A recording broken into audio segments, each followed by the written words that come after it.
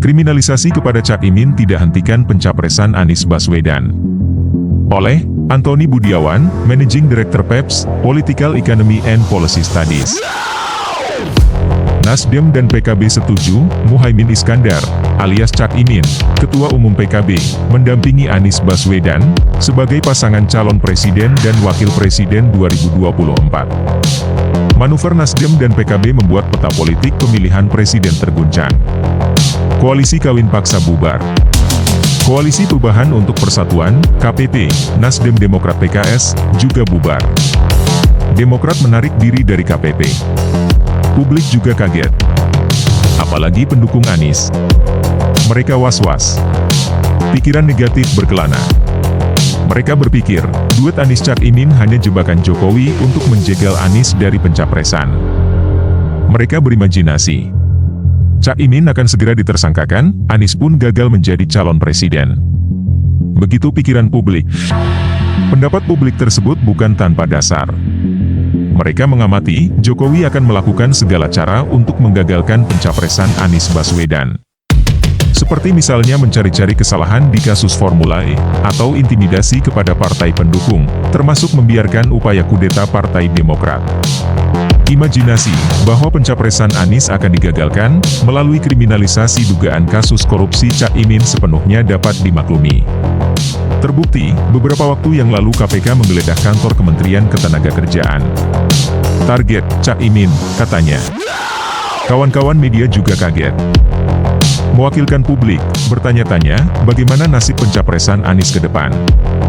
Pencapresan Anies Baswedan adalah sebuah keniscayaan. Meskipun Cak Imin dikriminalisasi kasus korupsi. Karena pencapresan Anies tidak tergantung dari status Cak Imin. Karena pencapresan Anies didukung oleh Nasdem dan PKB yang sudah memenuhi persyaratan presidential threshold minimal 20%. Maka itu, status calon presiden Anies Baswedan sah. Kalau Cak Imin dikriminalisasi kasus korupsi, maka Nasdem dan PKB hanya perlu mengganti calon wakil presiden pendamping Anies. Mungkin PKB akan menunjuk calon pengganti dari kalangan NU. Semua ini hanya masalah teknis. Tidak sulit. Itu pun kalau KPK dan pengadilan bisa mendakwa dan vonis Cak Imin sampai ingkrah sebelum pendaftaran Capres dan Cawapres berakhir pada 25 November 2023. Apakah KPK dan pengadilan mampu? Selama belum ada putusan ingkrah dari pengadilan, maka Cak Imin masih memenuhi syarat sebagai calon wakil presiden. Kata kriminalisasi dengan tanda kutip, menunjukkan sebuah kondisi di mana KPK atau aparat penegak hukum tidak melaksanakan proses hukum berdasarkan pertimbangan hukum secara murni. Karena, kenapa selama ini kasus dugaan korupsi Cak Imin, kalau memang ada, tidak pernah diproses? Kenapa baru sekarang mau diperiksa ketika Cak Imin dipasangkan sebagai calon wakil presiden Anies Baswedan? Oleh karena itu, kriminalisasi kasus korupsi kepada Cak Imin akan memicu kemarahan publik secara luas. Khususnya kemarahan para pendukung PKB. Karena Jokowi, atau KPK, atau aparat penegak hukum, akan dituduh mempermainkan hukum untuk kepentingan kekuasaan dan kepentingan kelompoknya. Kali ini, publik mungkin akan melawan dengan keras, karena menyangkut kepemimpinan bangsa masa depan. Publik akan menggeruduk KPK, Kejaksaan Agung, dan Bareskrim Polri, menuntut semua aparat penegak hukum membongkar semua kasus dugaan korupsi yang masih diterbengkalaikan.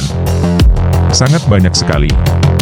Publik menuntut KPK atau Kejaksaan Agung atau Bareskrim Polri wajib menuntaskan laporan dugaan korupsi Kaesang dan Gibran bersama grup Sinarmas.